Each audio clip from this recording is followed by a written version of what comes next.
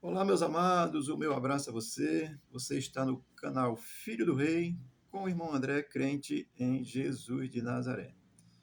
Hoje, 25 de julho de 2026, sábado, vamos aqui trazer uma palavra de Deus, uma palavra de encorajamento, de conhecimento para você, de conhecimento das coisas de Deus, da Bíblia Sagrada, se você crê na Bíblia como palavra de Deus. Amém? Lucas 22, versículo 1, 2 e 3, diz assim a palavra do Senhor. Estava próximo a festa dos pães asmos, chamada Páscoa. Preocupavam-se os principais sacerdotes e os escribas em como tirar a vida de Jesus, porque temiam o povo. Ora, Satanás entrou em Judas, chamado Iscariotes, que era um dos 12. Amém? O capítulo 22 de Lucas, eu sempre dou essa divisão, se você é importante aprender. Do 1 ao 6 é o plano para tirar a vida de Jesus. Do 7 ao 13, o discípulo prepara a Páscoa. Do 14 ao 18, Jesus celebra a Páscoa ali com seus discípulos. Do 19 ao 23 é a ceia do Senhor, que é o estabelecimento da nova aliança. Do 24 ao 30, Jesus vai ensinar que quem quiser ser o maior, seja o menor. Do 31 ao 38, Pedro é avisado que ele vai negar a Cristo, tá certo? Do 39 ao 46, Jesus no Getsemane. E do 47 ao 53, Jesus é preso. Depois do 54 ao 62, Pedro nega Jesus. Do 63 ao 63 ao 65, os guardas zombam de Cristo, né? E depois do 60 ao 71, ele é levado perante o Sinédrio. Sinédrio era a cúpula religiosa naquele contexto, ou seja, quem tinha autoridade religiosa para tomar decisões, tá certo? Vamos aqui aprender com a Escritura. O versículo 1 de Lucas 22 diz: Estava próxima a festa dos pães asmos, chamada Páscoa.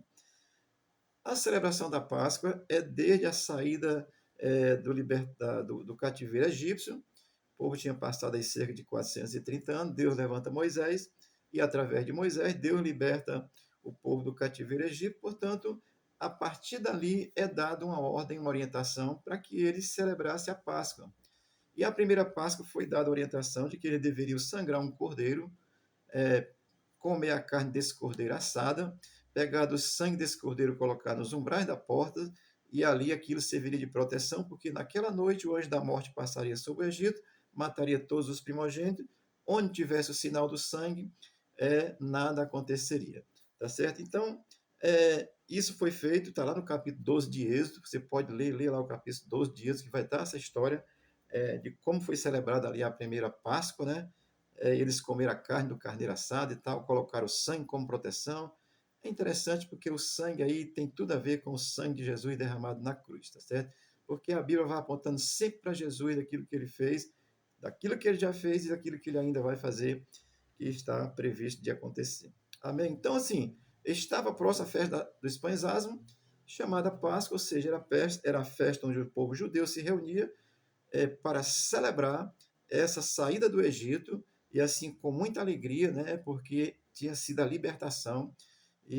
Deixa eu ler aqui o versículo 1 e o 2 de Êxodo 12, que diz assim: E falou o Senhor a Moisés e Arão na terra do Egito, dizendo: este mesmo mês vos será o princípio dos meses, este vos será o primeiro dos meses do ano. Então, Deus falou isso a Moisés. Vou ler aqui o 5, que vai dizer assim: vai dizer que o cordeiro ou cabrito será sem mácula, um macho de 1 ano, o qual tomarás das ovelhas ou das cabras. O versículo 7, dias do 12. E tomarão do sangue e poluão em ambos os umbrais e na verga das portas, nas casas em que o comerem. E o capítulo 12 de Êxodo vai estar definindo isso. Depois ele sai. Esse foi um estatuto dado para Israel celebrar, diz que é estatuto perpétuo. E aqui, Jesus, no seu contexto, na festa dos pães asmos, está acontecendo essa coisa que é interessante aqui para nós. Versículo 2 de Lucas, voltando aqui para o versículo 2 de Lucas, porque na festa da Páscoa, tá certo? É onde estava sendo preparada a Páscoa, o versículo 2 de Lucas 22 diz assim: Preocupavam-se os principais sacerdotes e os escribas em como tirar a vida de Jesus, porque temia o povo. Olha, isso é muito interessante. Por isso, meu amado irmão, que eu tenho dito aqui algumas vezes, vou dizer agora de novo, eu tenho medo de religioso. Religioso, ele mata gente por causa da sua religião. Eu sou crente em Jesus, eu sou cristão pela fé em Jesus. Eu tenho medo de religioso. Aqui está, olha, os religiosos, que eles estavam preocupados, quem? Os principais sacerdotes e os escribas. Os escribas, os intérpretes da lei. Os principais sacerdotes que tinham a responsabilidade de interpretar, aliás, de conduzir ali as cerimônias e tal, e celebrar, fazer tudo isso. Olha, isso me deixa estarrecido, porque aqueles que deveriam dizer, esse é o Cristo que as Escrituras falam, é o Cristo que chegou, esses, na realidade, queriam matar Jesus. Isso me impressiona, porque aqueles que deveriam reconhecer Jesus como sendo o Cristo de Deus, é, é os que buscam matá-lo. Olha, a religião, ela sempre vai agir, eu vou dizer assim, sem medo de errar, de forma covarde. Por quê? Porque ela não busca a verdade de Cristo, ela busca a sua conveniência política, política religiosa. E nesse sentido, aí misturar política com religião não dá certo, não. Por isso é que eu não estou falando de religião, estou falando de crente, que tem uma cidadania celestial e tem uma cidadania brasileira também. Isso faz diferença, tá certo? Portanto, assim, o religioso ele vai agir sempre pela conveniência. Jesus estava perturbando a religião deles, porque Jesus veio trazer a verdade de Deus. E a verdade de Deus, ele vai conflitar aquilo que as religiões têm como verdade. Porque as religiões, às vezes, centram a verdade não em Cristo, mas nas suas conveniências, no seu poder, na sua condição de estar ali, com a condição de poder, tal, tudo isso, tá certo? E aqui vai dizer porque eles temiam o povo. Eu vou dizer, compreendendo essa afirmação, porque eles temiam o povo, na realidade, eles tinham medo do povo, não por medo do povo em si, mas é porque eles não tinham interesse religioso, assim, de esclarecer a verdade. São politiqueiros, né? Que se curvam ao sistema. É isso que acontece, trazendo para o dia de hoje os religiosos aí que se curvam a sistemas governamentais que são do mal, que são perversos, que são ruins, que tira a liberdade, que tira o princípio da moralidade, que faz tudo o contrário daquilo que Deus estabeleceu para o ser humano viver tranquilo e viver harmoniosamente, tá certo?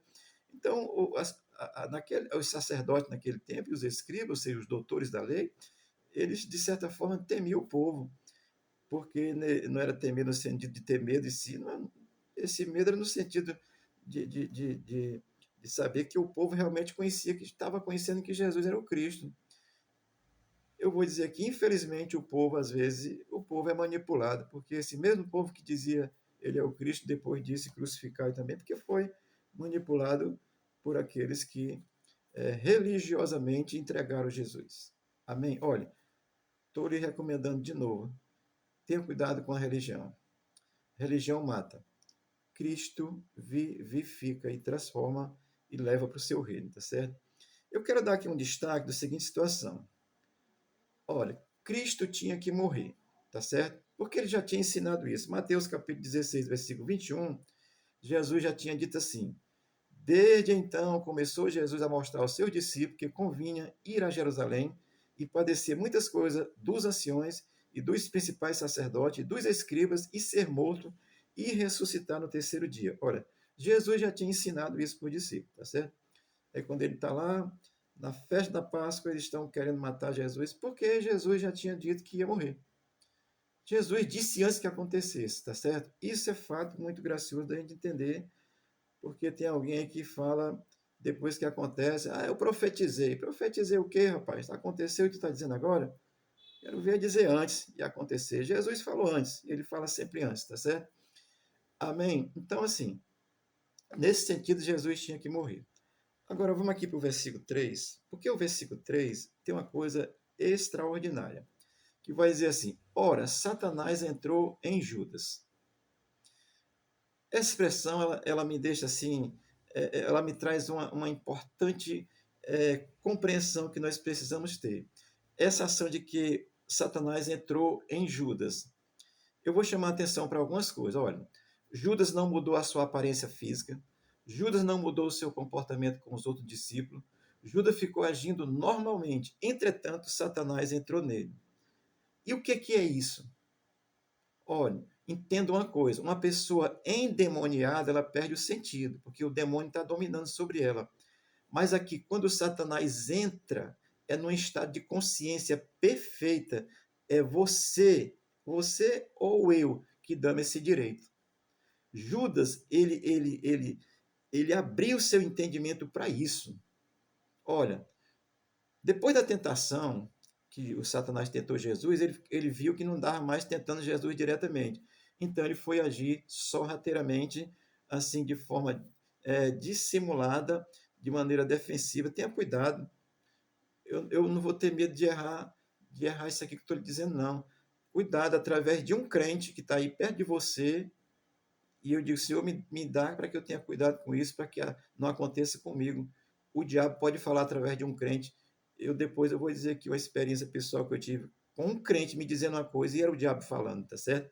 Então, olha, Judas estava lá, mas Judas abriu o seu coração para deixar, ele deixou que aquilo entrasse nele. Então não é uma ação de estar endemoniado, mas é um estado de consciência. O que é isso? Entrou, ele é um sentimento internalizado de Judas que está lá, por uma frustração, por uma decepção, assim, Judas inculcou isso na sua mente e deixou, ele desejou, ele quis trair Jesus. Olha, isso é muito sério.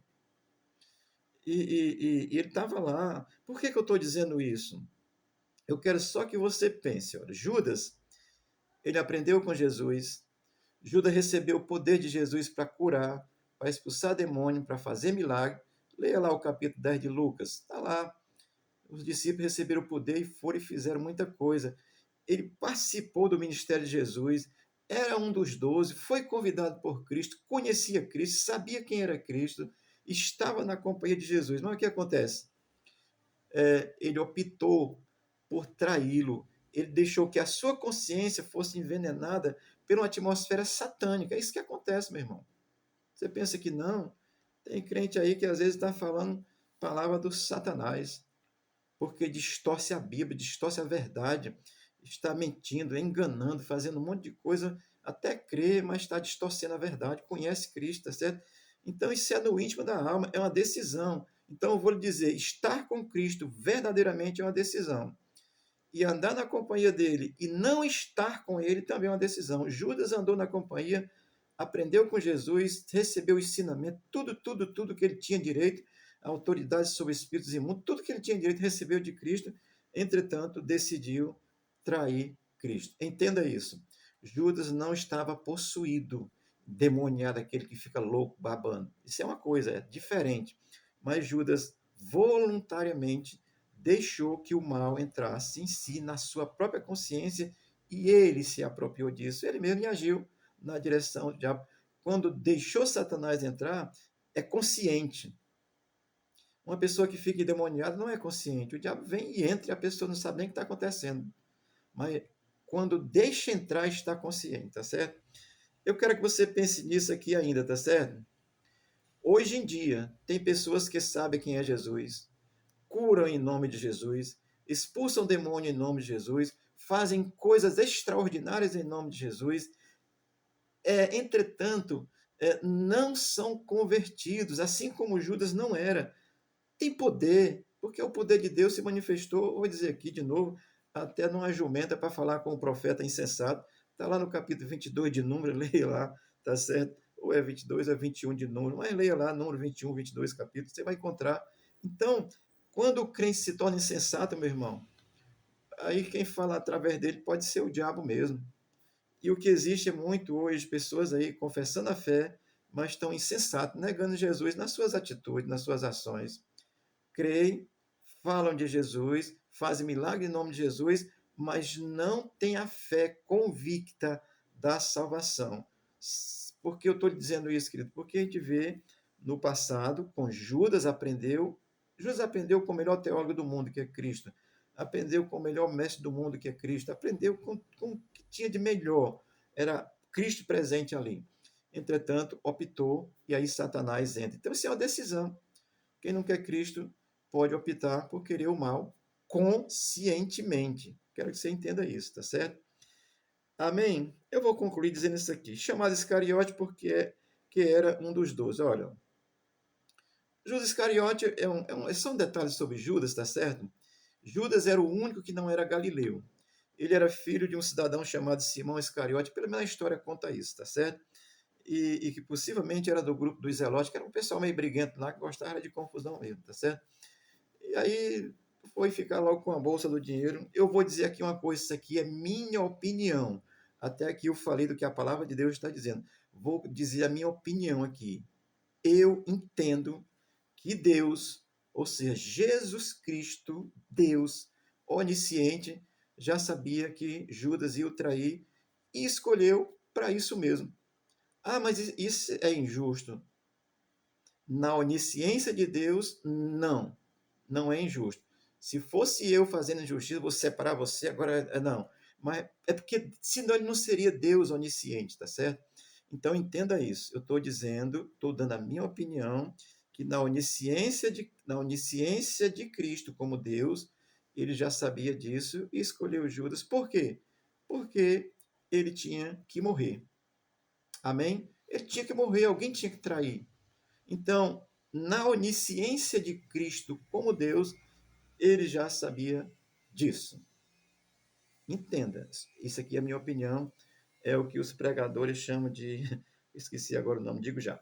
Deixa eu ler aqui João 10, 18, que diz assim: Jesus ensinando, diz assim: Ninguém tira a vida de mim, mas eu a dou por minha própria vontade.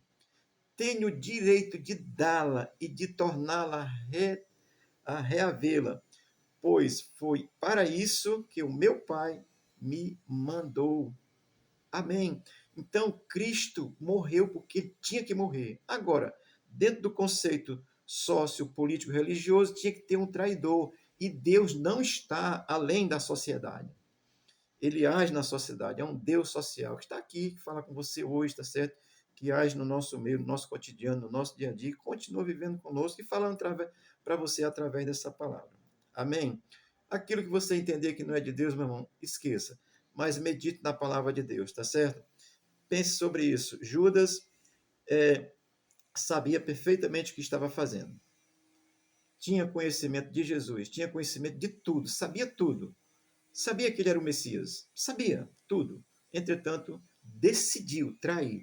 E eu vou dizer assim, olha, nós vemos isso hoje, religiões aí que, que mistura Jesus com muitas outras coisas, que eu não tem como não dizer isso, que defende o cristianismo progressista, não tem como. Você está misturando Jesus com outras coisas, você sabe quem é Cristo, cura em nome dele, prega em nome dele, batiza em nome dele, entretanto você está negando a Cristo, assim como Judas negou, você é um traidor de Cristo, porque a fé pura não mistura Jesus com outras coisas. Amém? Deus te abençoe, Deus te guarde, Deus te dê um bom sábado e o Senhor seja contigo e te abençoe em nome de Jesus. Amém.